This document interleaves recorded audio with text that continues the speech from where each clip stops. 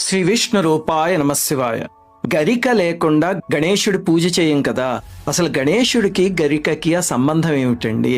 అలాగే ఆయన తలపైన చంద్రవంక ఉంటుంది, చేతిలో కమలాలు ఉంటాయి. ఏమిటివన్నీ అంటే వీటన్నిటి వివరాలు గణేశ పురాణంలో ఉన్నాయి.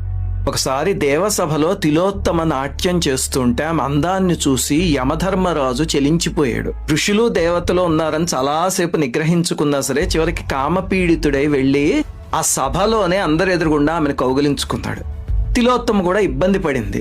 ఆయన అభాసుపాలయ్యాడు. అందరూ నవ్వారు, అవమానించారు. వెళ్ళిపోతూ ఉండగా ఆయన రేతస్సు పతనమైంది. కామము అవమానము అవి రెండు కలగలిపిన క్షణంలో పడిన తేజస్సు కాబట్టి తామసిక రూపం ఉద్భవించింది. మండుతున్న జ్వాలలతో భయంకరమైన రాక్షస రూపంతో అనలాసురుడు అని ఒక రాక్షసుడు జన్మించాడు. పెద్దగా పెరిగిపోయి 3 లోకాల్ని బాధించటం మొదలుపెట్టాడు. హాయిగా సభలో